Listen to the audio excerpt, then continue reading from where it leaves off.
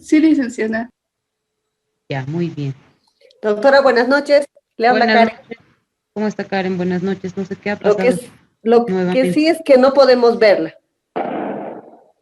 Sí, ahorita vamos a ver.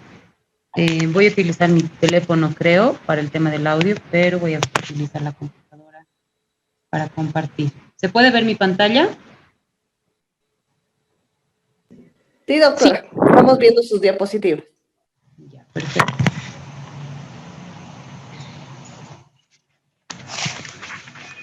Bueno, entonces vamos a continuar.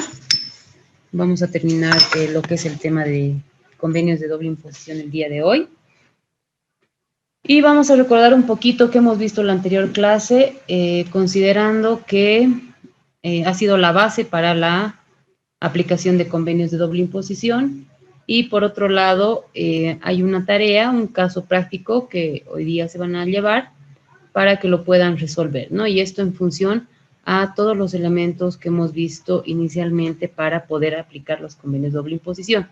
Es decir, el ejercicio se va a centrar un poco en la determinación de la residencia fiscal, ¿no?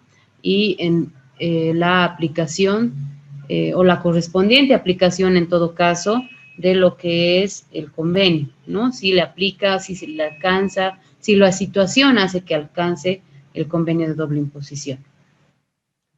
Entonces vamos rápidamente a ver los elementos más importantes que ya hemos visto en la anterior clase, que es el tema de a quienes se aplica el convenio, ¿no?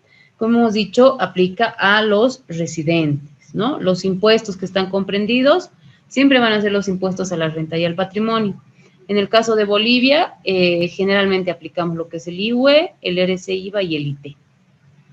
¿Ya? Entonces, ¿cuáles son los dos elementos importantes para aplicar los convenios de doble imposición? Primero hemos dicho que es la residencia. Y la residencia va a estar en función a qué está estableciendo el convenio o la normativa interna en todo caso, porque el convenio nos va a derivar a la normativa interna. Pero cuando hablamos de residencia nos estamos refiriendo a que existe circunstancias que conforme la norma se encuentran grabadas. Además que hemos dicho que cuál es el elemento fundamental para el tema de de la aplicación de la residencia, siempre va a ser el poder pedir el certificado de residencia fiscal, ¿no? Entonces ese va a ser el elemento que nos va a ayudar a poder respaldar este tipo de circunstancias que podrían darse, ¿no? Y el otro elemento que es importante va a ser el establecimiento permanente. ¿Qué quiere decir? Cuando aplico yo establecimiento permanente, quiere decir que no soy residente, ¿no? No tengo una residencia. Sin embargo, las circunstancias en las cuales estoy desarrollando mi actividad en otro país pueden hacer que sí se me pueda grabar en ese país, ¿no? Y hemos visto que habían tres elementos importantes, que era el lugar fijo de negocios, que existe una actividad económica y hemos visto un elemento más. ¿Se acuerdan qué elemento es? A ver, ¿quién se acuerda qué elemento más teníamos en el tema de establecimiento permanente?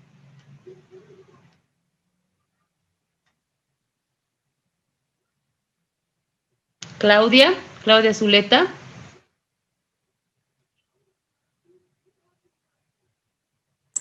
Doctora, buenas noches. Buenas noches. ¿Cuál era el tercer elemento que teníamos que tener para aplicar el establecimiento permanente? Si no me equivoco, el tiempo, licenciada. Exactamente. ¿Te acuerdas cuántos días son? Me acuerdo, creo que son 6 meses a 12 si no estuviera mal. Sí, en realidad son 183 días, ¿no? Los comentarios de las Naciones Unidas y de la OECD nos hablan de 183 días, ¿no? Entonces serían 183 días los que tendríamos que tener en cuenta para considerar un establecimiento permanente. Y también estás en lo correcto cuando mencionas los 12 meses, porque mucho va a depender de qué dice nuestro convenio para el tema de construcciones, ¿no? Y cabalmente en el convenio con España tenemos 12 meses, ¿no?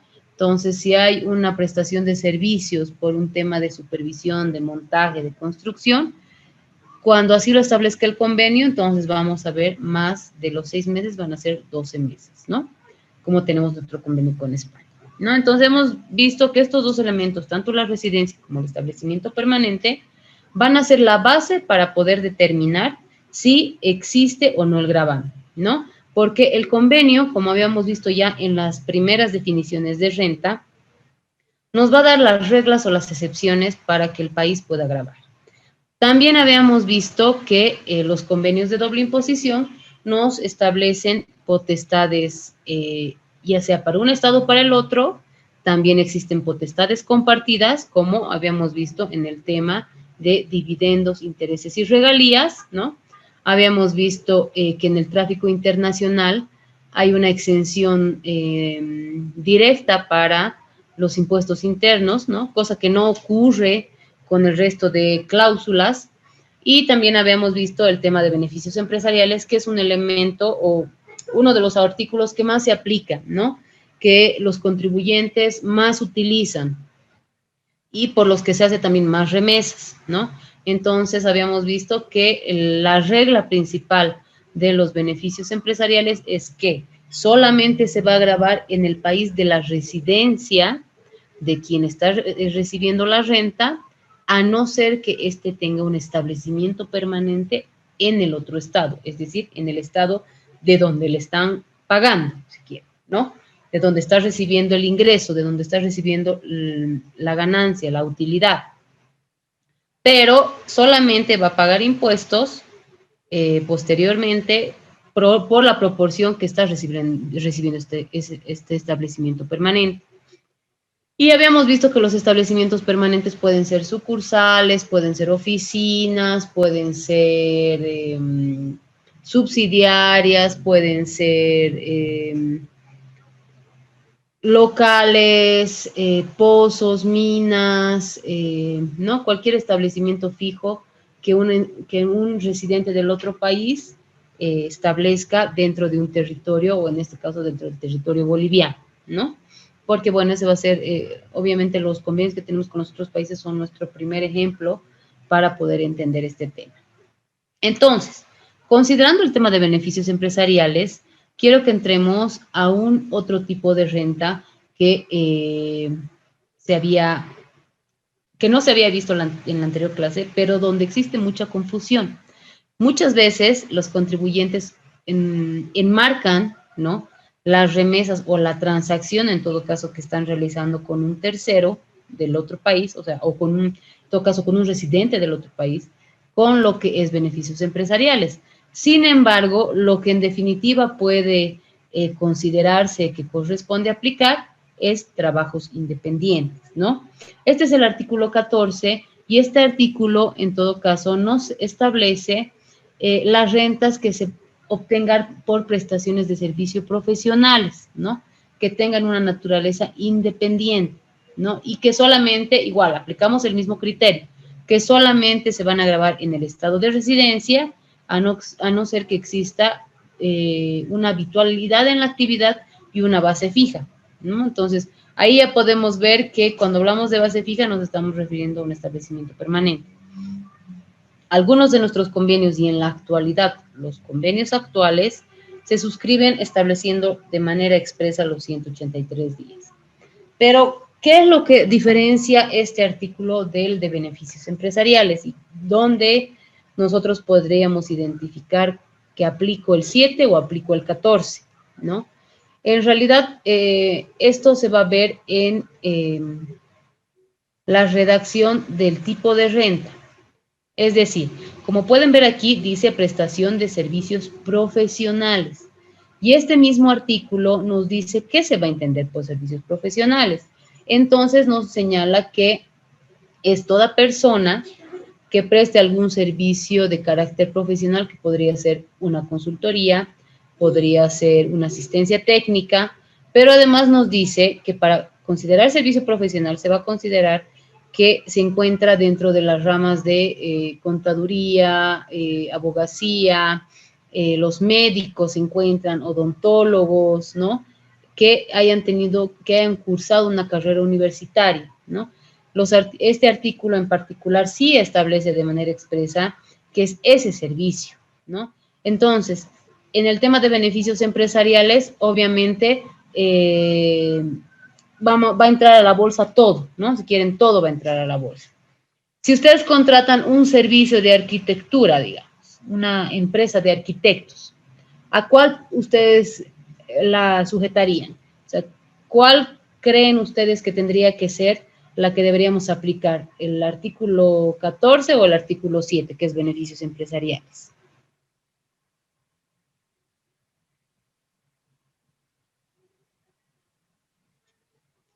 A ver, ¿cuál creen que podríamos aplicar en el caso de un, un servicio de arquitectura?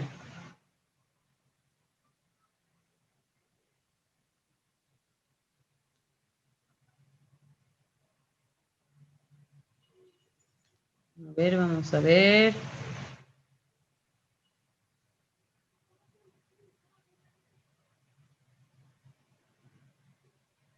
Noemí. Licenciada, buenas noches. Buenas noches. Sería como trabajo independiente el artículo 14, si no estoy bien mal. Sí, en realidad sí tendríamos que aplicar el artículo 14, ¿no? Porque aquí tenemos esta particularidad de que es un profesional, ¿no es cierto? Ahora, ¿qué pasa si yo pido un servicio de, a ver, de montaje o de construcción? Ahí, ¿qué debería yo aplicar? Es una empresa de igual, ¿no? No estoy hablando, digamos, de los oficios, ¿no? Estoy hablando de una empresa, digamos, una empresa que me va a hacer la construcción. Ahí, ¿qué debería yo aplicar?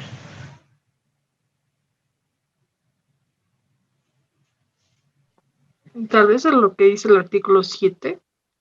El 7, exactamente, ¿no? Ahí tendría que aplicar ya beneficios empresariales, porque en definitiva, y bueno, posiblemente, ¿no? La construcción como tal la van a hacer obreros, ¿no? O habría que entrar al detalle, justamente cuando vemos el tema de convenios de doble imposición, muchas veces el entrar al detalle es lo que nos va a ayudar a identificar si aplico el 7 o aplico el 14, ¿no? Entonces, en ese marco, yo tengo que ver qué dice el convenio, porque ustedes van a ver los artículos de los convenios de doble imposición, donde, por ejemplo, se habla de personas que presten servicios profesionales, ¿no? Pero veo que es persona, y no me estoy refiriendo a la persona individual, sino me estoy refiriendo a personas individuales y también jurídicas. Entonces, ese detalle en la letra es lo que nos va a ayudar a identificar muy bien qué es lo que corresponde aplicar, ¿ya? Entonces, cuando tengamos servicios o rentas por prestaciones de servicios profesionales, principalmente voy a aplicar el artículo de trabajos independientes o también trabajos no dependientes que tienen el denominativo en algunos convenios que están establecidos en los artículos 14 de los CDI. Y por el otro lado también tenemos lo que son los trabajos dependientes. Es decir, ¿cuándo voy a yo aplicar un trabajo dependiente? Cuando, por ejemplo, mi casa matriz me va a prestar una asistencia técnica, pero esta casa matriz, ¿no? Va a mandar a sus técnicos, obviamente. Muchas veces se da que como sucursales nosotros pagamos los servicios de la casa matriz, ¿no? Hay un pago interno de esos servicios. Entonces, ¿qué es lo que se va a hacer? Lo que corresponde es que se vean de igual manera elementos que hagan que esta persona sea constituida como establecimiento permanente. Ahora, ¿qué es la particularidad que se puede presentar en esto? Como ustedes pueden ver, si yo estoy hablando de una sucursal, estoy hablando de un establecimiento permanente. ¿Por qué? Porque una sucursal es un brazo extensivo, ¿no? Un brazo extensivo de la casa matriz, o sea, es parte de la empresa, pero sin embargo es un establecimiento permanente. Y para efectos de los convenios de doble imposición, yo lo voy a considerar como un independiente, ¿ya? Entonces, cuando viene una persona que depende de la casa matriz a prestar, digamos, el servicio de asistencia técnica, de capacitación, etcétera, lo que yo me tengo que fijar aquí es, uno, el tiempo de igual manera, ¿no? Tengo que ver si hay más de 183 días que está. ¿Qué pasa si esta persona viene por 7 meses, ¿no? Ahí evidentemente yo estoy pasando los 183 días. Otro, ¿quién va a pagar la remuneración, no? Obviamente tendría que ser la persona del otro estado, ¿no? O sea, tendría que ser la casa matriz. Y también tengo que ver qué es lo que, qué tipo de trabajo está viniendo a realizar, si este trabajo es también como una actividad lucrativa, ¿no? Y como pueden ver, son los 3 elementos que nosotros hemos visto en establecimiento permanente. Porque, ¿qué pasa si, como les decía en el ejemplo, están más de 7 meses? Y existen algunos de estos elementos, o existen estos elementos, pero es un personal dependiente. Entonces, en ese caso, sí también va a tener que constituirse en establecimiento permanente, y en todo caso, ahí, ¿qué corresponde? Es el RCI, ¿no es cierto? Entonces, tendríamos que determinar el pago o la retención de ese impuesto, ¿no? Entonces, esa es la particularidad cuando son trabajos dependientes, ¿no? A diferencia del otro caso que hablábamos de los trabajos independientes, es decir, que no hay ningún tipo de relación con la persona, no hay ninguna relación de dependencia con la persona que nos está viniendo a prestar el servicio o con la empresa que nos está viniendo a prestar el servicio. También dentro de lo que son las cláusulas que establecen los tipos de rentas, tenemos algunas, bueno, tenemos una variedad, ¿no? Tenemos casi todas las variedades de rentas que están exteriorizadas en los convenios. Entonces, en este caso tenemos las remuneraciones de los miembros de juntas de directorio, ¿no? Y obviamente la potestad que está definiendo el convenio de doble imposición, la potestad que está estableciendo el convenio es que se paguen los impuestos, ¿no? O sea, por los salarios, sueldos, remuneraciones, que reciban estos miembros de juntas de dirección o directivos de alto nivel, únicamente en el estado donde son residentes, ¿no? Porque aquí vamos a tomar en cuenta la regla que habíamos visto de la residencia, ¿no? De dónde tendrían que pagarse los impuestos. La potestad de quiénes, en todo caso.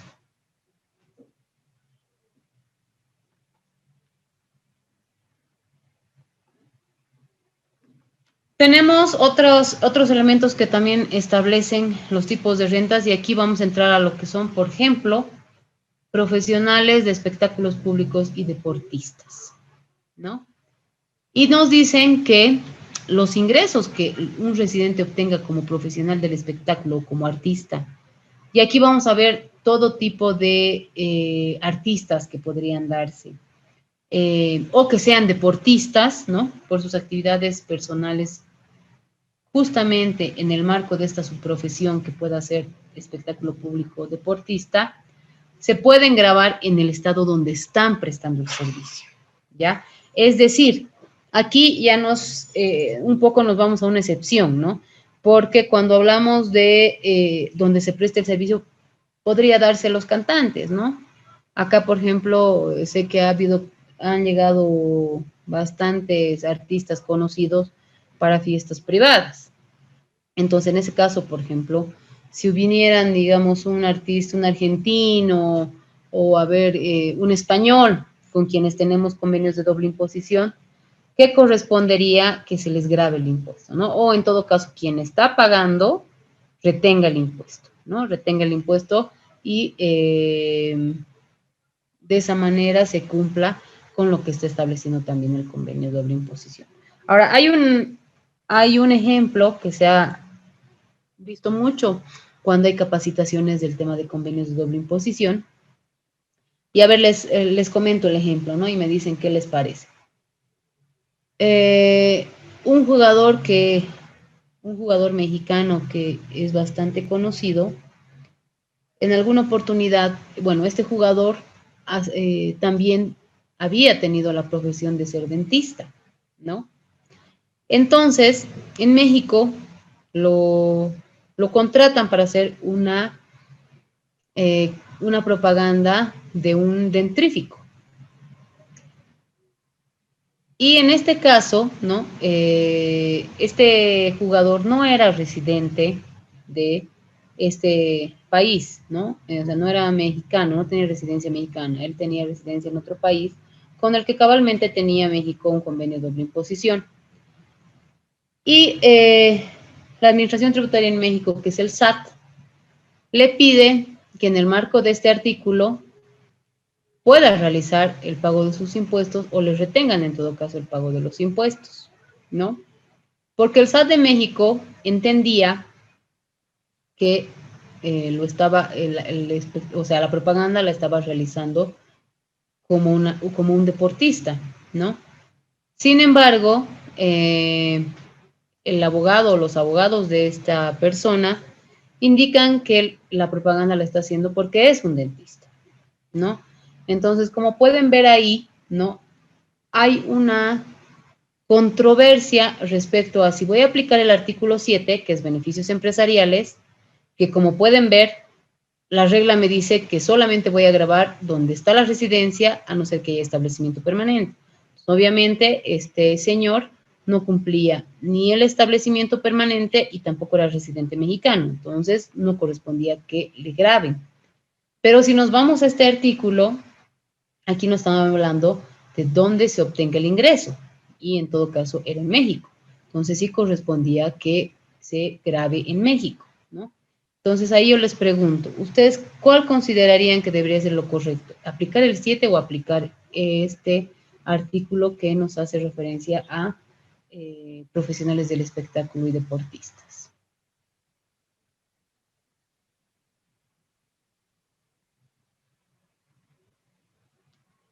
A ver, ¿qué creen que deberíamos aplicar?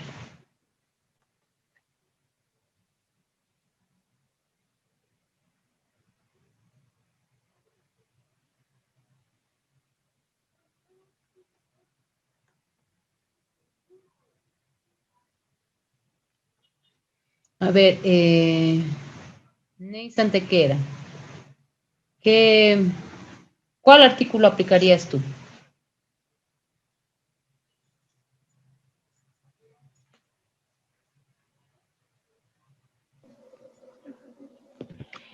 Buenas noches, doctora.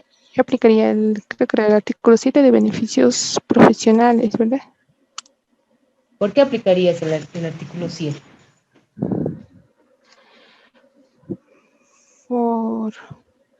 Porque a lo que he entendido es además de ser deportista, tiene una profesión, entonces. O sea, tú estarías considerando que él, en su condición de deportista, está realizando la propaganda. ¿Sí? ¿Cómo dijo? Disculpe. ¿Tú considerarías que en su condición de profesional dentista estaría realizando la propaganda?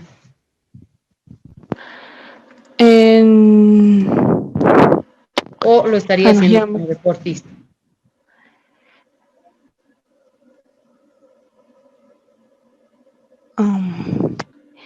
Ya me confundí. Tendría que ver más que todo cómo era el caso de la propaganda. No lo he entendido muy bien ese punto. Ya, a ver, para que lo vuelvan a analizar.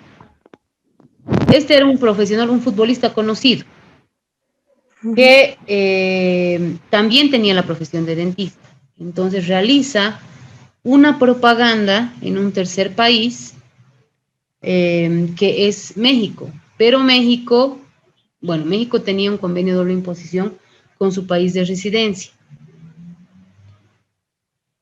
El tema es que la administración tributaria en México, por aplicación de este artículo de servicios de artistas o deportistas, le dice, tú tienes que pagar tus impuestos, tu impuesto a la renta aquí en México, porque estás realizando la propaganda, porque eres un deportista conocido.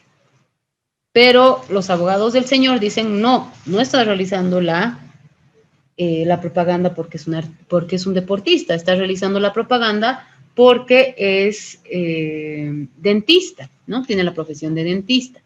Entonces corresponde aplicar el artículo 7, que evidentemente son beneficios empresariales, pero que establecen que no se debe gravar, ¿no? A no ser que sea residente. Como no es residente ni tiene establecimiento permanente, entonces no le grabaría. Entonces ahí, ¿qué es lo que yo debería aplicar? ¿Qué es lo correcto que se debería haber aplicado en ese caso?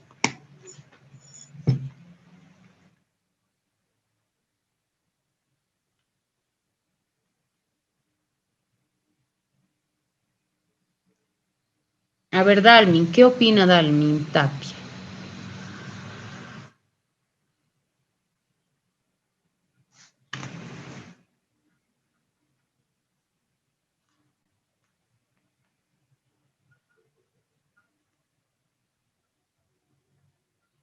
¿Está Dalmin?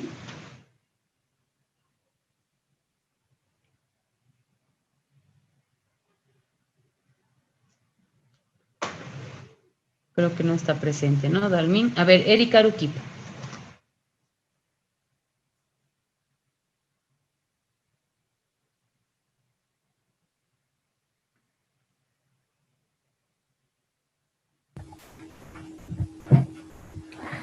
Buenas noches, Lick. No le he entendido muy bien, dicen.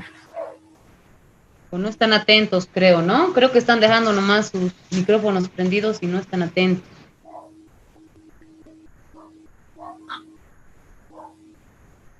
En el caso de un deportista que hace una propaganda, pero también es dentista, ¿qué aplicaría? ¿El artículo 7 o el artículo 17?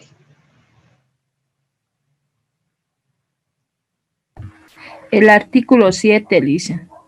¿Por qué aplicaría el artículo 7? Porque este jugador tiene aparte otra profesión. O sea, en sí estaría teniendo dos profesiones. Ya, o sea, considera que sería por un beneficio empresarial que estaría aplicándose el convenio. Sí, sí, Lisa. Ya, a ver, una persona más voy a preguntar y les voy a decir cómo se ha determinado en este caso, cómo ha determinado Stephanie Nicole.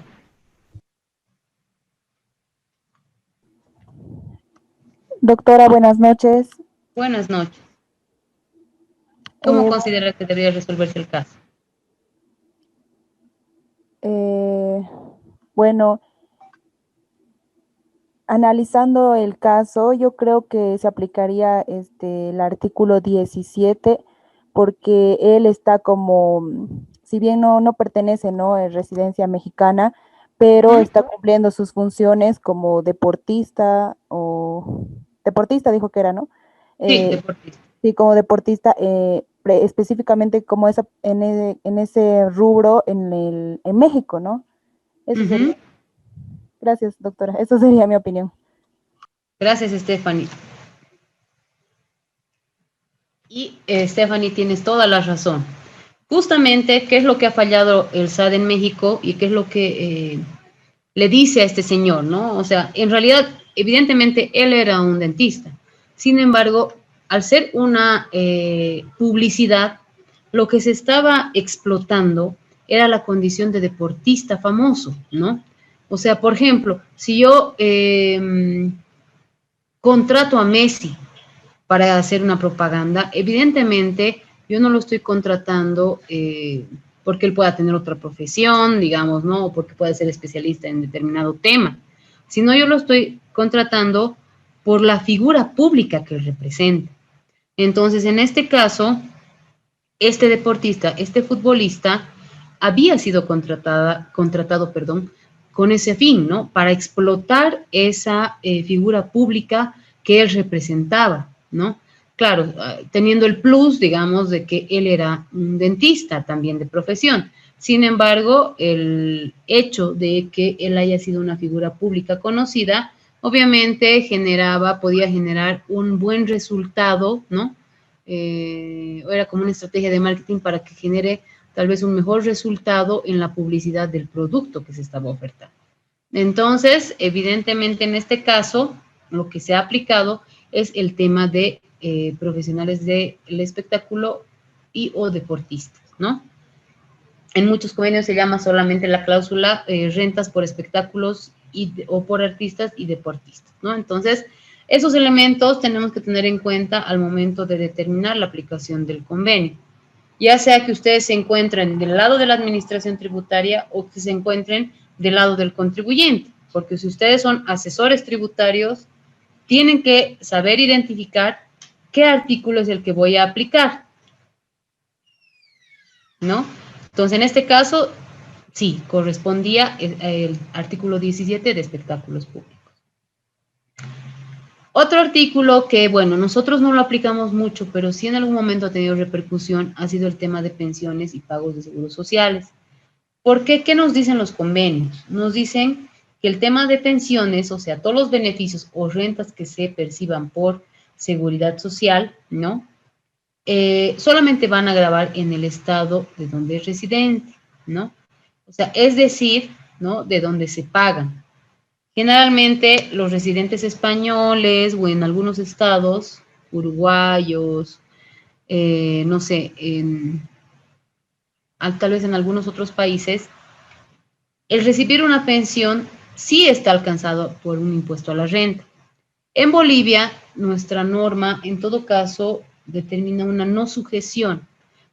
Ustedes sabrán que la no sujeción está referida a que no se encuentran dentro del objeto del impuesto, o sea, ni siquiera hay la necesidad de exencionar, porque no forman parte de lo que es el impuesto, ¿ya? Entonces, en Bolivia, o sea, no tenemos mucho efecto con este artículo, pero ¿qué es lo que ha pasado en alguna oportunidad? ¿Qué es lo que se ha dado en alguna oportunidad? Se ha dado el caso de que viven aquí en Bolivia bastantes residentes españoles. Y estos residentes españoles pidieron un certificado de residencia fiscal, ¿no? Sin embargo, la administración tributaria les ha negado el certificado de residencia fiscal.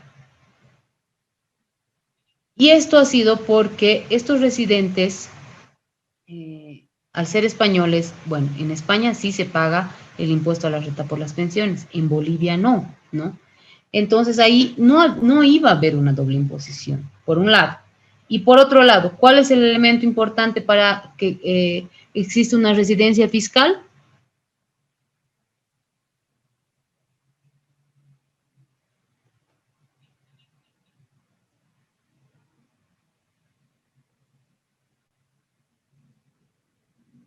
Mayra Ramírez.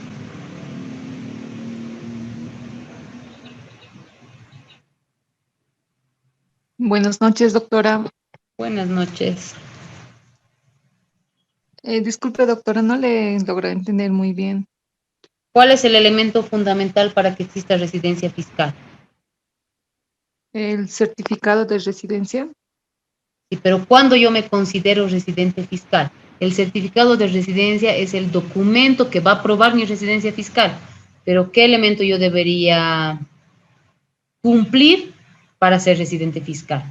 ¿El establecimiento permanente? No, hay un elemento del que les he repetido varias veces.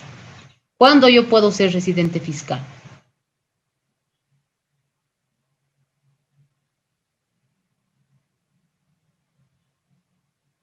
A ver, ¿quién se acuerda?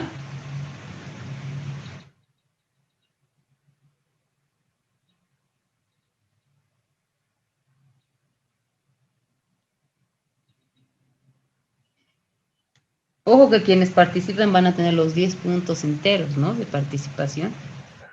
El tiempo, licenciado. No, hay otro elemento que es fundamental para yo ser residente fiscal. ¿Por qué puedo ser residente fiscal?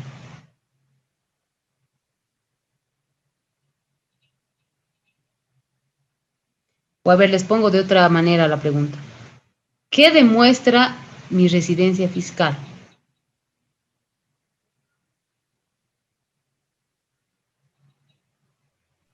Doctora, ¿tener una actividad comercial?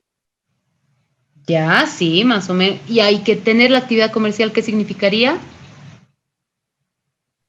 ¿Tener Que yo estoy lucro? sujeta a... Al gravamen. Pues, Exactamente, a impuestos. Eso demuestra mi residencia fiscal. Demuestra que yo estoy sujeta a impuestos en un país, ¿no? Entonces, el elemento fundamental, en este caso, para entregar un certificado de residencia fiscal, es que exista, o que sea contribuyente, que existan gravámenes a los que esté sujeto. Y cuando hablamos de la aplicación de un convenio de doble imposición, estamos hablando del impuesto a la renta, es decir, del IUE o del RCIVA. Por ejemplo, si ustedes como dependientes necesitaran un certificado de residencia, ¿creen que lo puedan solicitar? Ustedes no tienen NIT, ¿no? Pero sí están sujetas, digamos, ustedes tienen un sueldo mayor a 10,000 bolivianos, están sujetos al RCI, o sea, presentan sus 110, ¿no? Aunque no paguen el impuesto, pero están sujetos al gravamen. Pueden descargarse, ¿no? El impuesto. Entonces, ustedes sí pueden pedir un certificado de residencia fiscal. Y como que la administración tributaria emite certificados de residencia fiscal a dependientes, ¿no? En los cuales se demuestra que esta persona sí está sujeta a impuestos. Entonces, la residencia fiscal lo que va a hacer es determinar o indicarnos que esta persona está sujeta a impuestos en un país. ¿Y por qué se solicita el certificado de residencia fiscal? Justamente para evitar que se pague en el otro país, ¿no? Efecto del convenio, como hemos visto, si tú eres residente en algunos casos, ¿no? Ya no vas a pagar el impuesto en el otro país, vas a pagar impuestos en tu estado de residencia. ¿Y qué pasó justamente en este tema de pensiones que les decía? Al pedirnos certificados de residencia fiscal los españoles, ¿y por qué se les había negado? Era justamente eso, ¿no? Porque eran sujetos, eran personas pasivas, si quieren, que claro, como recibían su renta o su pensión en España, ellos no ejercían ninguna actividad económica aquí en Bolivia, por lo tanto no estaban sujetos a impuestos. Entonces, no correspondía que se les otorgue el certificado de residencia fiscal. Y bueno, otra cosa es que yo tenga una residencia ya habitual, pero por vivienda, ¿no? Ya un tema tal vez más migratorio, si quieren, ¿no? Un establecimiento continuo, digamos, pero que ya no tiene nada que ver con el tema de impuestos, ¿no? Entonces, ese fue un elemento por el cual se les rechazó en su oportunidad. Y también el otro elemento era que no existía una doble imposición como para fundamentar de que si se les emite aquí el certificado de residencia fiscal, allá no les graben el impuesto o no les retengan el impuesto, ¿no? Porque aquí no iban a pagar impuestos por esa pensión que estaban recibiendo y allá, bueno, sí correspondía, ¿no? Entonces, ese fue el elemento, pues eso fue lo que pasó con el tema de pensiones, pero nosotros como tal, como les indico, como no están sujetas las pensiones a ningún impuesto, entonces no tenemos una aplicación continua, digamos, de este artículo.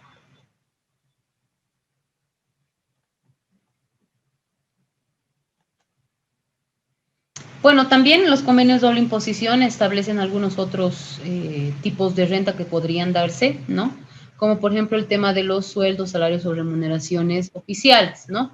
Aquí estamos hablando cuando personal de la administración pública puede trasladarse a un tercer estado, un segundo estado para poder realizar algún tipo de misión oficial. No estamos hablando acá de diplomáticos, ¿no? Estamos hablando de otro tipo de servicio. Por favor, creo que hay algún micrófono que está encendido.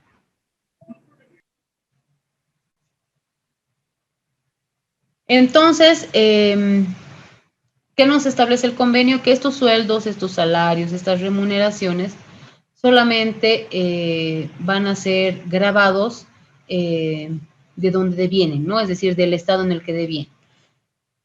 Si nosotros en Bolivia mandamos a personal oficial para, digamos, alguna determinada misión, ¿no? Algún curso, algún elemento que tengan que realizar, el sueldo que recibe esta persona obviamente no va a estar sujeta a el gravamen o al impuesto a la renta en ese estado, ¿no? Sino del estado donde se esté remesando, si quieren, el salario, ¿ya? En el tema de los estudiantes, bueno, también pueden darse circunstancias en las que, si bien van por estudios, tienen algún tipo de estipendio, ¿no? Y este estipendio pueden darse por el otro estado, no necesariamente por el estado donde se está realizando el curso, digamos, o la capacitación, ¿no? Entonces, de igual manera, se respeta el tema de la residencia o del estado en el que se está brindando el pago, ¿no? Respetando un poco esto porque en realidad no es un pago como tal, no es una renta también como tal, sino es un apoyo, una ayuda para ciertos gastos, ¿no? Bajo ese marco. Ahora, dentro de los convenios tenemos un artículo que es bastante general, ¿no? Que es como una bolsa, si quieren, en el que entran otros ingresos, ¿no? Pero cuando nos estamos refiriendo a los otros ingresos, nos estamos refiriendo a los que no se ha señalado anteriormente. Es decir, cuando yo puedo utilizar este artículo es cuando existan otros ingresos que no estén en las cláusulas anteriores. Por ejemplo, ¿qué podría entrar aquí? A ver, podría entrar aquí, por ejemplo, un ingreso por una lotería, pónganse. Es un ingreso no habitual. En algunos países se paga impuesto a la renta por ese ingreso, ¿no? Por esa ganancia, si quieren, por esa utilidad que se está recibiendo. Eso podría entrar aquí. Podría entrar tal vez penalidades, porque si ustedes se fijan los artículos referidos a intereses, o el artículo en todo caso referido a intereses, no considera lo que son las penalidades. Entonces también tal vez podríamos considerarlo como otros ingresos, ¿no? Porque al final se va a constituir en una utilidad para quien está recibiendo esa penalidad. Entonces, ese tipo de rentas, de otras rentas, van a estar dentro de este artículo llamado otros ingresos, ¿no? Esas otras rentas que les reitero, no estén dentro de ya los artículos anteriores. ¿Y cuál es la regla que nos establece este artículo? Nos dice que todas estas rentas, ¿no? No importa cuál fuera su origen, solo van a ser grabadas en el estado de residencia, ¿ya? Entonces, aplicamos igual el mismo criterio de la residencia. Entonces, hasta ahí hemos visto cuáles son los tipos de renta y cuál es la potestad que define el convenio de doble imposición para que se grabe, ya sea en un estado o en el otro estado.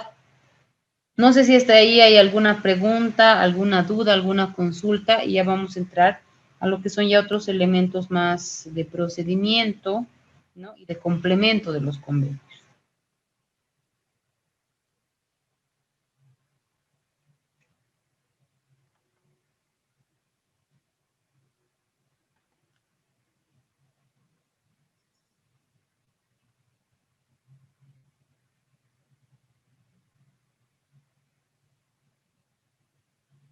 Bueno, vamos a entrar a algunos elementos de complemento de los convenios y los últimos artículos que tienen los convenios de doble imposición nos hablan de elementos como los métodos que vamos a aplicar. Hay un artículo llamado el tema de la no discriminación. También tenemos otros elementos como son el intercambio de información, que los vamos a ver así de manera más puntual, ¿no? Porque, bueno, no vamos a poder entrar a mucho detalle, el tiempo tampoco nos da para entrar a mucho detalle. El primer método que nos establecen los convenios de doble imposición es el método de la exención, ¿no? Y como les comentaba al inicio del curso, o cuando hablábamos de los convenios, cuando un estado acepta esa potestad de no gravar esa renta, entonces tiene que aplicar una exención, ¿no? Esta exención no significa que hay que formalizar, que hay que hacer un procedimiento. Los convenios de doble imposición establecen una exención directa, ¿ya? En la que el Estado, que no va a recibir el ingreso, porque ha cedido esa potestad tributaria, tiene que reconocer esa exención, ¿no? Entonces, por ejemplo, cuando nosotros aplicamos beneficiarios empresariales o beneficios empresariales en todo caso, que es el artículo 7, Al realizar la remesa y no haber establecimiento permanente y obviamente no haber residencia, entonces nosotros estamos cediendo esa potestad tributaria para que no se grave. Y en ese marco, nosotros estamos otorgando una exención directa de ese 12.5 que estamos dejando de percibir, ¿no? Y por el otro lado, o en el entendido que esa renta, cuando reciba el beneficiario del exterior, va a estar alcanzada por su impuesto a la renta en su país, ¿no? O en el otro país con el que tenemos convenios de doble imposición. Entonces, este método de exención va a prever ese tema, ¿ya? Y el otro tema es el método o el otro método en todo caso es el de descuento o de acreditación. Algunos convenios lo llaman de acreditación. ¿Y a qué se refiere este método? Este método está referido a que si yo en Bolivia, por ejemplo, con el tema de intereses y dividendos que veíamos, si en el tema de intereses yo estoy grabando solamente, pónganse, o con dividendos, pongamos el ejemplo con dividendos, 10%, ¿no? Porque me dice solamente puedes grabar hasta el 10%. Si yo estoy grabando el 10% acá y allá hay un impuesto del 30% por dividendos, el otro estado donde se va a grabar la renta por residencia tiene que tomar en cuenta este 10%, o sea, acreditarse ese 10%, y ya solamente la persona pagaría un 20%, ¿no? Entonces, los convenios establecen en qué casuísticas o en qué, cuándo se van a aplicar estos métodos de descuento, en todo caso, o acreditación. Obviamente van a pedir la constancia del pago del impuesto. Muchas veces, o antes se pedía, por ejemplo, una certificación del formulario 530, ¿no? Que es el que pagamos cuando hay remesas por IUEB. Entonces, con este formulario, con la certificación de este formulario, se acreditaba que ya había habido un pago en Bolivia, ¿no? Y el otro estado aceptaba ese pago, ese porcentaje que se había pagado por impuesto a la renta, y solamente ya la persona pagaba lo que restaba, ¿ya? Entonces, había esa acreditación del impuesto, ¿no? Otro elemento que nos establecen los convenios de doble imposición es la no discriminación. ¿Y aquí a qué se está refiriendo con la no discriminación? Nos estamos refiriendo a que no puede existir un trato diferente a un no residente, principalmente a un no residente. Es decir, yo no le puedo grabar un mayor impuesto, pónganse con España, a los españoles. Con España tenemos un convenio de doble imposición y este artículo forma parte de todos los convenios, ¿no? Entonces yo no puedo grabar a un español, o por ser español o por ser no residente, un impuesto mayor o darle condiciones más desventajosas de las que tienen mis contribuyentes aquí, de los que tienen mis contribuyentes nacionales o mis contribuyentes residentes, ¿ya? Entonces, este artículo nos hace referencia a eso, ¿no? Que yo no puedo darle un trato discriminatorio o diferente respecto al que les doy a mis nacionales. También tenemos un procedimiento que se llama el procedimiento de acuerdo mutuo, y esto se da cuando hay alguna controversia en la aplicación de un artículo, ¿no? Este procedimiento, en todo caso, es más beneficioso o en realidad viene a defender los derechos del contribuyente, porque con este procedimiento, la persona, sea natural o jurídica, que considera que la disposición que se le está aplicando no es la correcta, ¿no? Puede acudir a este procedimiento y en ese marco puede pedir que las dos administraciones tributarias o la administración tributaria, conforme esté el procedimiento interno, resuelva la controversia, ¿no? Ahora, el contribuyente tiene 3 años para poder acudir a un procedimiento mutuo. ¿Cuál es el detalle? Que aquí las administraciones tributarias o los países deberían tener un procedimiento de acuerdo mutuo ya establecido. En Bolivia nunca hemos tenido un caso de procedimiento mutuo, sin embargo, sí ha habido una intención de acudir al procedimiento de acuerdo mutuo con un caso español. Y también, ¿cuál es el detalle que tenemos que tener en cuenta? Yo puedo acudir al procedimiento de acuerdo mutuo, ¿no? Pero también puedo impugnar. una determinada resolución de la administración. A que yo acuda a un procedimiento de acuerdo mutuo no me limita a que yo pueda utilizar los recursos de impugnación que tengo dentro de un determinado estado, ¿ya? Entonces, ¿qué va a pasar en este procedimiento de acuerdo mutuo? O más o menos, ¿cómo se realiza? En realidad, si yo como contribuyente no estoy conforme con la decisión, por ejemplo, pónganse en el caso que les comentaba del deportista. Si él realmente no estaba de acuerdo con la posición que había adoptado la Administración Tributaria Mexicana, podía acudir a este procedimiento. Es decir, presentar su queja o en todo caso su observación, haciendo mención al procedimiento mutuo a la Administración Tributaria Mexicana. Este acuerdo se puede presentar sea a la Administración Tributaria de México o a la Administración Tributaria del otro país, ¿no? Porque consideren que en teoría yo debería pagar impuestos en ambas administraciones, pero por el tema del convenio solo pago en una, ¿no? O me reconocen en una y no en la otra. Entonces, lo que va a hacer o lo que podría hacer este contribuyente es presentarse en su administración tributaria o en la otra administración tributaria. Entonces, hay un plazo que se tiene que cumplir y van a haber plazos o procedimientos que internamente cada administración debería establecer para acudir a este procedimiento, ¿no? Muchas veces o algunas administraciones no tienen este procedimiento, pero sí pueden sujetarse a lo que establece el convenio, ¿ya? También, bueno, como pueden ver, al ser un convenio internacional, nunca dejan de lado el tema de las misiones diplomáticas, ¿no? Por las características que estas tienen.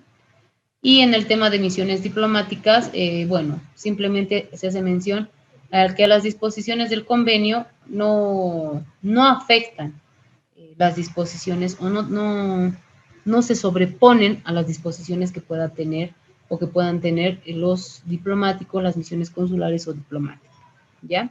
Esos son los otros elementos que también considera el convenio.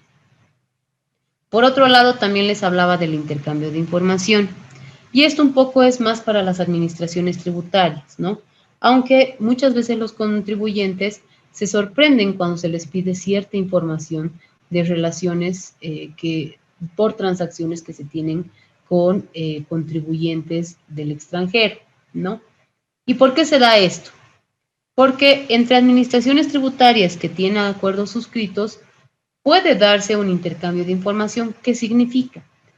Bueno, aquí hay 3 tipos de intercambios que son los más conocidos y los más utilizados. Y les voy a explicar cómo funciona esto con el primer tipo de intercambio, que es el a solicitud específico o a pedido, ¿no? Tiene esos 3 denominativos, puede ser cualquiera de ellos.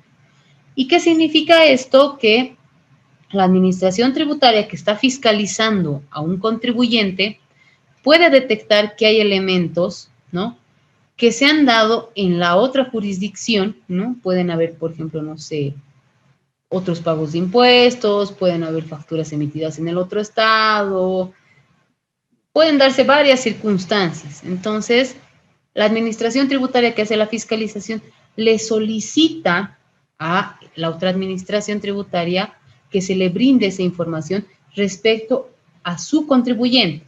Es decir, si yo en Bolivia tengo constantes relaciones comerciales con una empresa en el Perú, y cuando me estén haciendo una fiscalización, hay elementos que yo no puedo brindar porque no conozco, ¿no? Por ejemplo, las declaraciones juradas de la otra empresa, los importes, los estados financieros, importes de pago de impuestos, etcétera, que obviamente yo no conozco, ¿no? Porque solamente tengo la relación comercial, es decir, la emisión de una factura, los pagos, etcétera. Entonces, puedo solicitar a la administración tributaria, ¿no? Obviamente, la administración que va a solicitar la información tiene que agotar todas las vías para poder conseguirla en su estado. Si no es posible, ¿no? Como por ejemplo lo que les decía, ¿no? Por ahí yo quiero las declaraciones juradas de la empresa peruana para ver si realmente todos estos ingresos que supuestamente habrían salido de Bolivia han sido cancelados allá con un impuesto, y también para ver la veracidad de los importes, puedo pedirle al Perú, ¿no? Como administración tributaria en Bolivia, puedo pedirle de determinado contribuyente. Pero para yo utilizar este tipo de intercambio a solicitud o a pedido, necesariamente tengo que identificar, ¿no? De quién estoy pidiendo, sobre quién. O sea, no puedo yo mandar una solicitud y decir, la empresa boliviana X tiene relaciones comerciales con empresas en el Perú. Mándeme las declaraciones juradas de todos los que tengan relaciones con ella. O sea, no puedo hacer esa solicitud. Yo tengo que identificar, primero, comunicar que yo estoy haciendo una fiscalización de determinado contribuyente que tiene relación comercial con tal y que tiene este nombre, por lo tanto se está pidiendo la información de esta empresa, ¿no? Entonces, de esa manera, sí yo podría pedir cualquier tipo de información. Hay que también considerar que no solamente voy a pedir información que sea tributaria, puedo pedir solamente, pónganse registros bancarios, puedo solicitar información societaria, ¿no? Información sobre procesos, no sé, mucho va a depender de qué es lo que yo quiero determinar o probar en mi fiscalización, en mi determinación, ¿no? Entonces, esto va a ser un elemento más para la administración tributaria.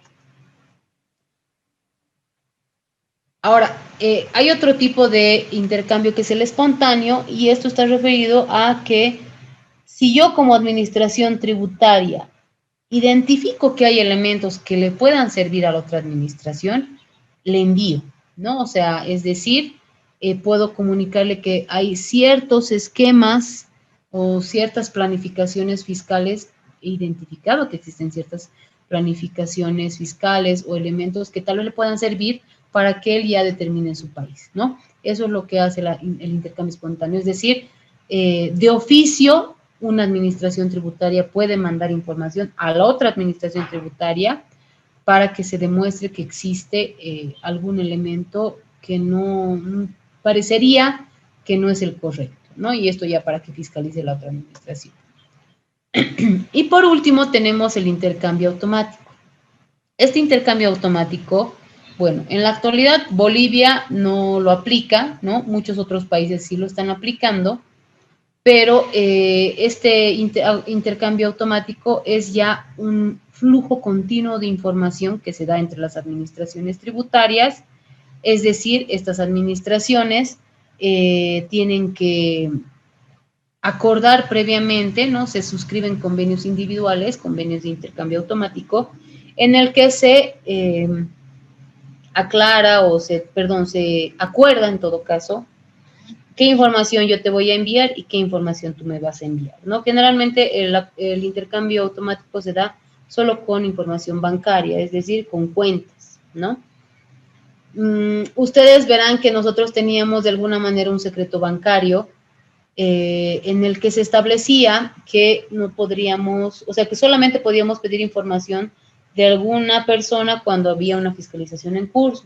Sin embargo, en la ley del impuesto a las grandes fortunas, también, bueno, se ha modificado, la verdad que la administración tributaria ha solicitado bastante esto, y más bien se ha modificado lo que es un poco el tema del secreto bancario, y ahora cuando existen solicitudes por intercambio de información, también se puede solicitar esta información bancaria, ¿no? Entonces, eso de alguna manera posibilita que el Estado ejerza un mejor control y que también la información que nos pida una administración en el exterior se la pueda otorgar, ¿no? Y viceversa, nos puedan otorgar. Siempre cuando hay un tema de intercambio de información, tiene que existir una reciprocidad. Es decir, que lo que yo te puedo dar, tú también me debes poder dar, ¿no? Entonces, en ese marco se va a desarrollar este intercambio de información.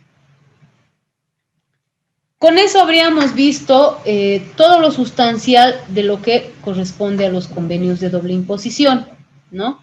O sea, es decir, qué establecen los convenios de doble imposición, cómo determinan sus potestades, a qué se aplica, cuáles son los requisitos para aplicar estos convenios, etcétera, ¿no? En ese marco, en la gestión 2017, ¿no? Nosotros nos hemos percatado, bueno, ya se había creado la Unidad de Fiscalidad Internacional, dentro de la administración tributaria, ¿no?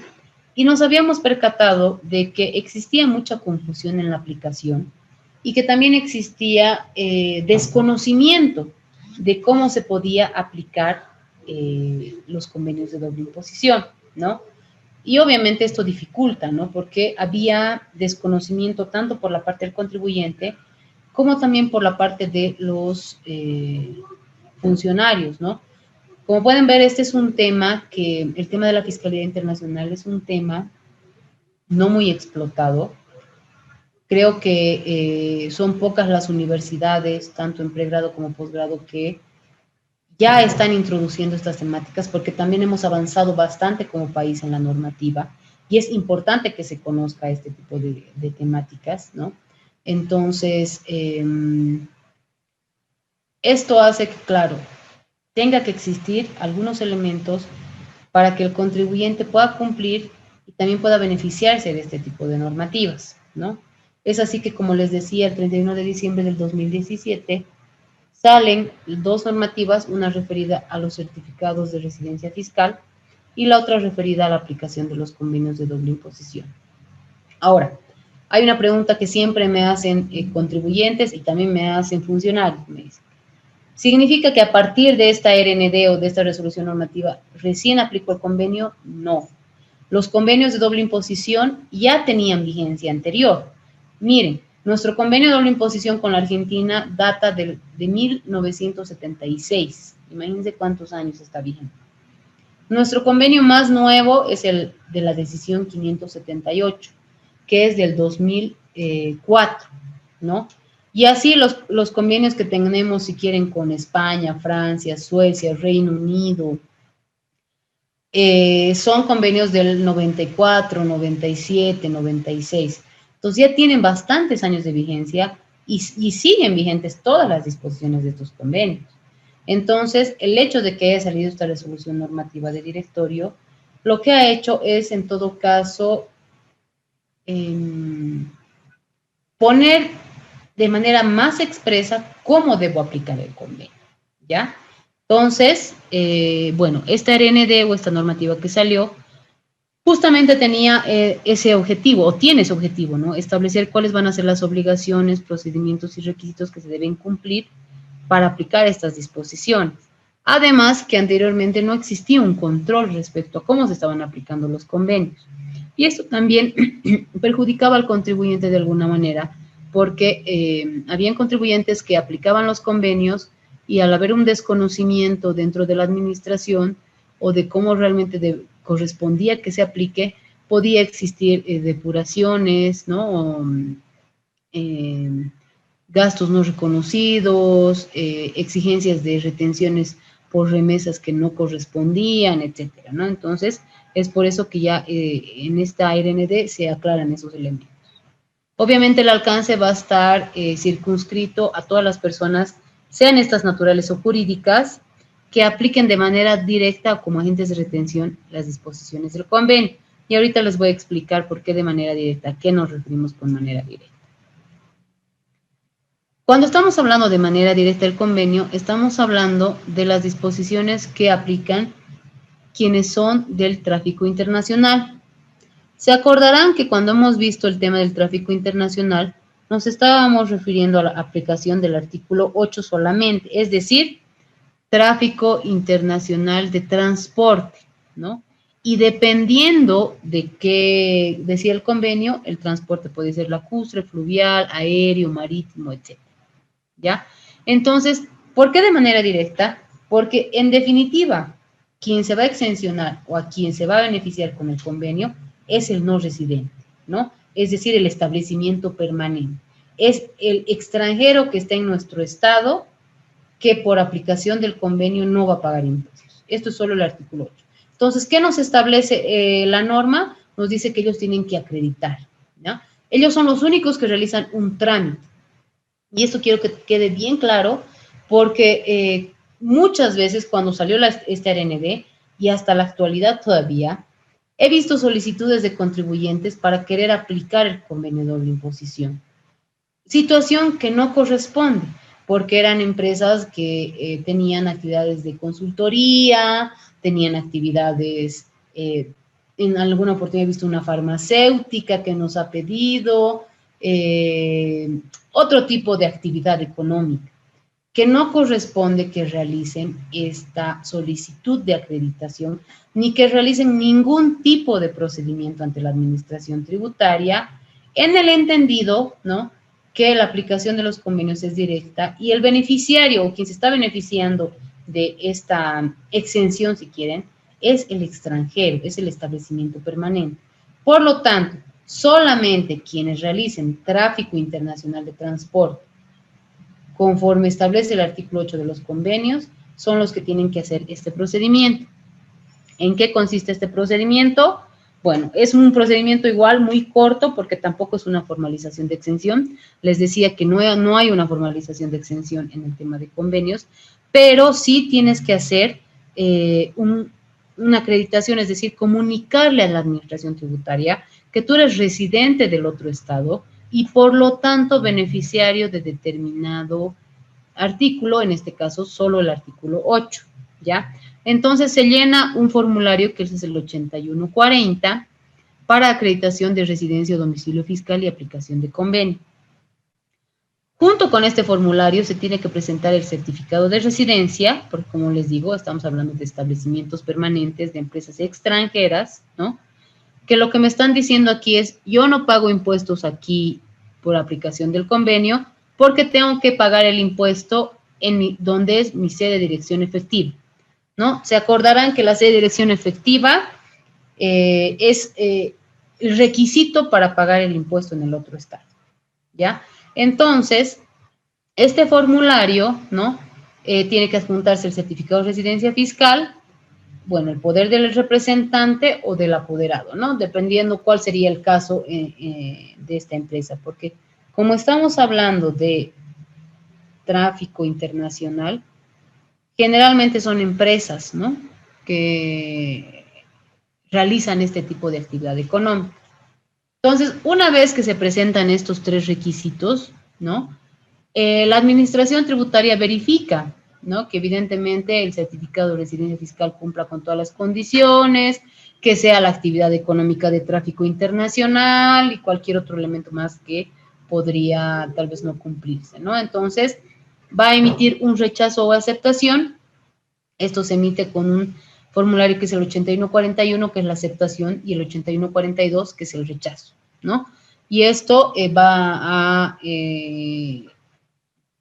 emitirse de manera automática al buzón tributario, ¿no?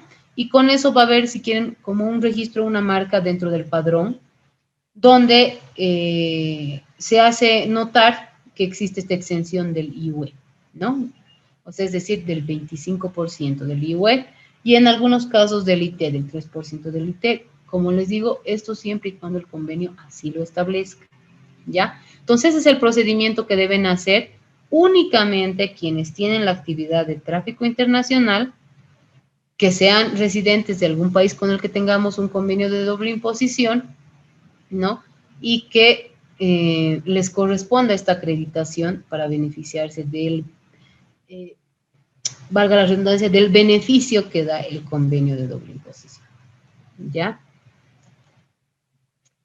Por otro lado, tenemos quienes aplican, si quieren, de manera indirecta, ¿no? Es decir, quienes deberían ser agentes de retención, es lo que hablábamos, ¿no? Del artículo 7, por ejemplo.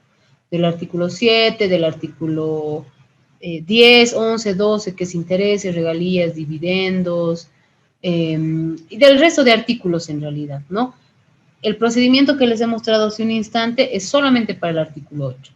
En el resto de casos se aplica o se va a aplicar este otro elemento, que es cuando yo debería enviar, remesar, y debería hacer una retención del 12.5, pero por aplicación del convenio no voy a realizar esa retención, o posiblemente pueda que realice esa retención de menos, ¿no? O sea, como veíamos, el 10% en dividendos para el convenio con España.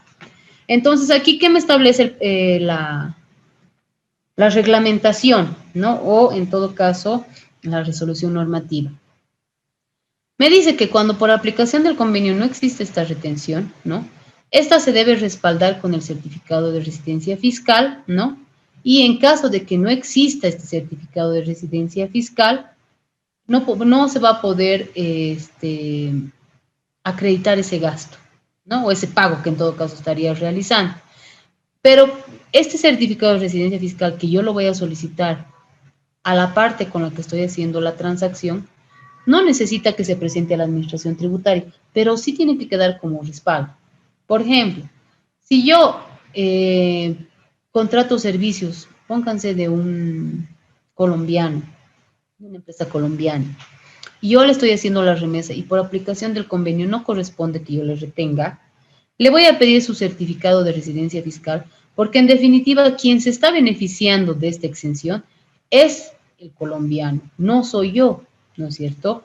Porque yo solamente tendré que ser agente de retención, imposar lo que le corresponde a la empresa colombiana, retener y imposar en el fisco lo que le corresponde a la empresa colombiana. Entonces, en este caso, quien se beneficia es él, ¿no? El no residente. Entonces, yo lo que tengo que hacer es solicitar el certificado de residencia previo a realizarle el pago, ¿ya? Y además que obviamente es totalmente válido y necesario que pidan algunos otros requisitos, como por ejemplo contratos, ¿no? No sé, facturas, recibos, etcétera, ¿no? Otros elementos que puedan respaldar que yo he tenido esa transacción con ese colombiano, ¿no? Aparte del certificado de residencia. Pero eso la administración lo solicitará en una eventual fiscalización, ¿no? O un proceso de verificación. Entonces, cuando son los otros tipos de renta y yo debo hacer las remesas sin retención o retención de menos, tengo que realizar esto, ¿no? Que es la correspondiente, el correspondiente respaldo, ¿no? Principalmente con el certificado de residencia fiscal.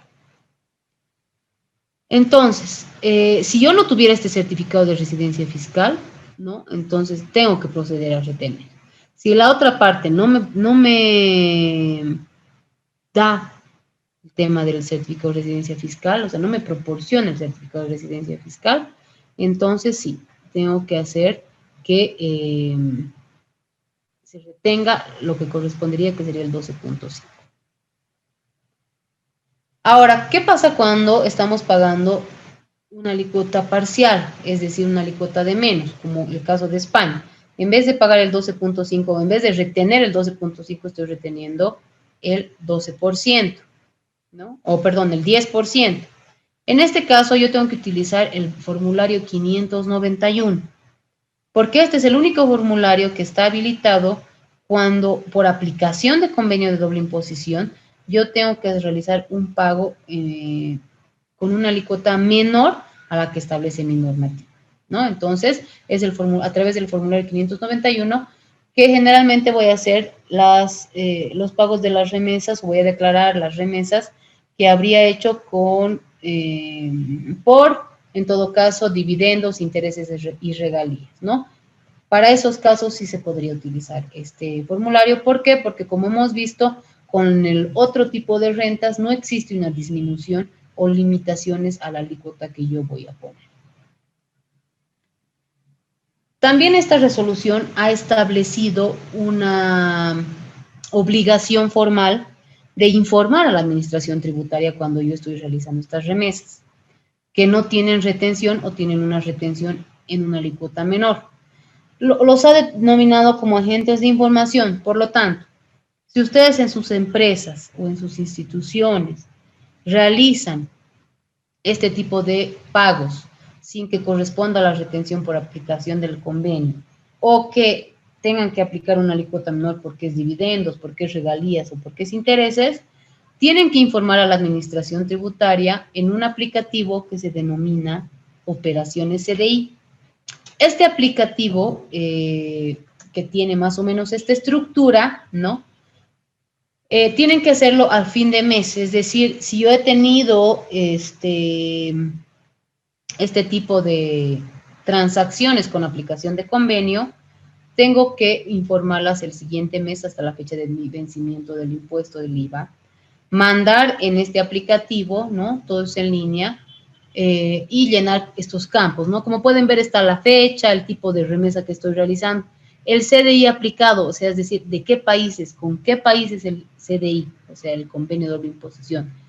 Y el otro elemento importante es el artículo. Entonces, por eso les decía, tienen que ustedes saber dividir qué voy a aplicar. Beneficios empresariales, trabajos independientes, beneficios empresariales, artistas deportistas, no sé, beneficios empresariales, y cualquier otro, ¿no? O sea, ¿qué es realmente lo que tengo que aplicar? Además, que se tiene que establecer los artículos referidos a la potestad tributaria sobre la renta, es decir, a partir del artículo 6. Yo he visto en información que alguna empresa ha enviado en su oportunidad que me ponían el artículo 1, pero el artículo 1 no me define qué tipo de renta es. ¿Y esto a qué va a incurrir? A que esta empresa esté mandando información inconsistente, y esta información inconsistente tiene una sanción. Por lo tanto, es importante que en el artículo aplicado identifiquen de manera correcta qué tipo de renta es, si es beneficio empresarial, si es interés, dividendo, entonces ese artículo es el que lo va a aplicar, ¿no? Y bueno, hay otros elementos, otra información que se tiene que enviar, que es, por ejemplo, quién es el beneficiario, el país de residencia, y como pueden ver, el país de residencia debería coincidir con el convenio que estoy aplicando, ¿no?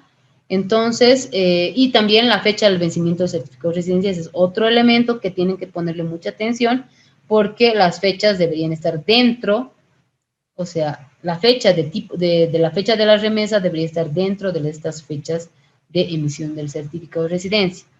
Ahora, ¿qué pasa? Un certificado de residencia no es eterno, ¿no? Entonces, nuestra norma ha establecido que los certificados de residencia que se emitan en el exterior, nosotros lo vamos a tener en cuenta, lo vamos a validar para, o sea, 365 días, es decir, un año. ¿Por qué? Porque si yo soy una empresa que regularmente aplico convenio de doble imposición con otra empresa, no le voy a pedir por cada transacción un convenio de doble imposición, ¿no es cierto? Entonces, yo tengo que solicitarle que en todo caso me entregue su certificado, yo veré la fecha de emisión del certificado.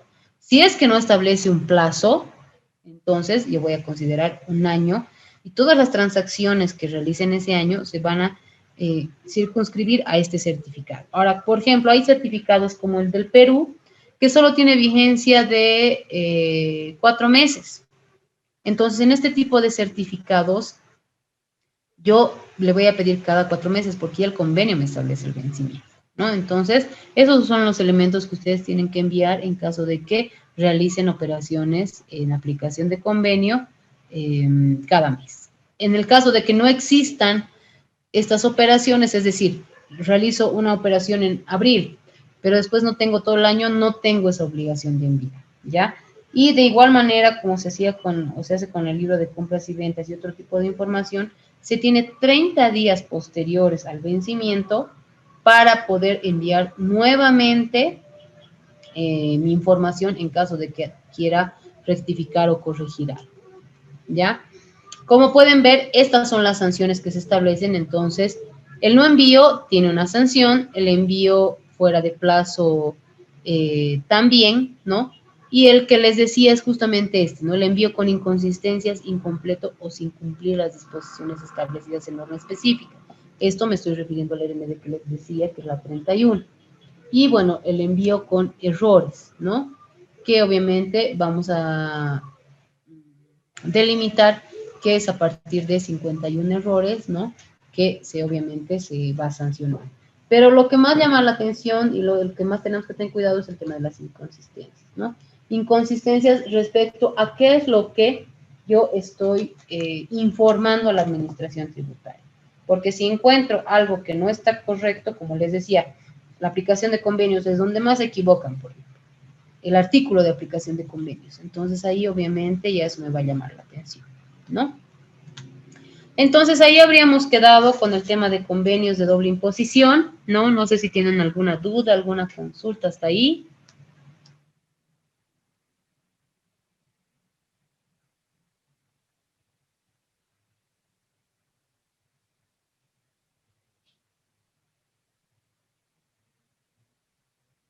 ¿Nadie?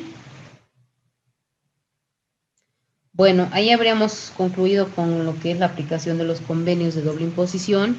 Como les decía, hay un pequeño ejercicio que lo tengo aquí. Creo que lo voy a incluir acá en el chat, ¿no?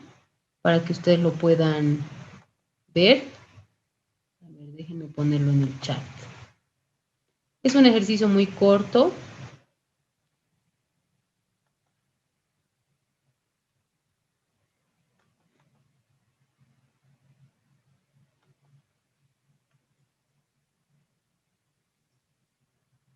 Y en este momento lo estoy subiendo.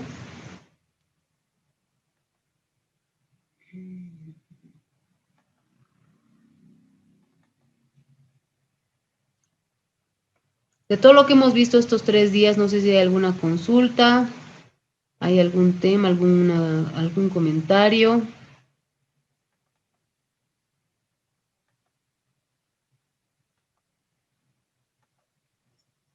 Ahí está, lo estoy subiendo. ¿Se lo puede visualizar?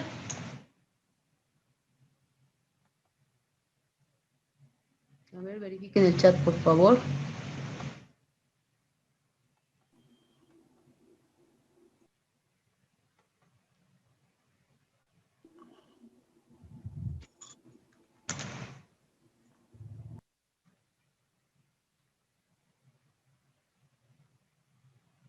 A ver, confírmenme, por favor, el ejercicio. No se puede visualizar, doctora. Sí, doctora, no se puede.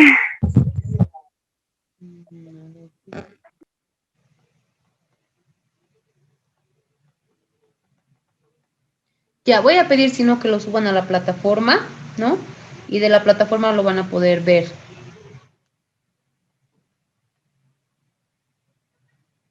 Porque sí, creo que me está saliendo red desconectada. Tal vez es por un tema de... No sé si de la computadora. A ver, vamos a ver nuevamente. Sí, no, red desconectada, me dice. Parece que es un tema de un permiso, algún permiso que no está permitiendo que pueda subir el caso. Lo que podemos hacer es, les pongo ahorita el texto del caso y eso sí lo van a poder ver.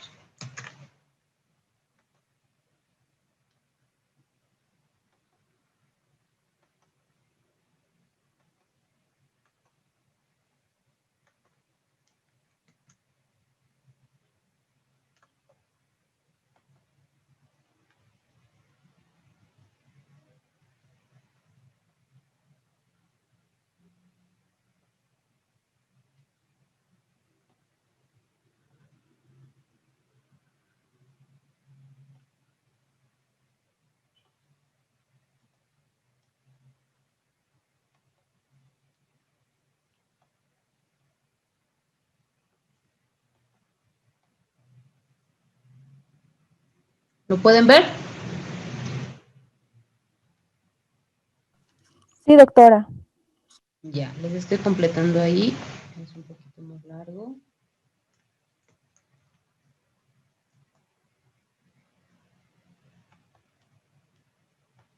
Entonces esto hasta el miércoles lo podrían enviar a la plataforma.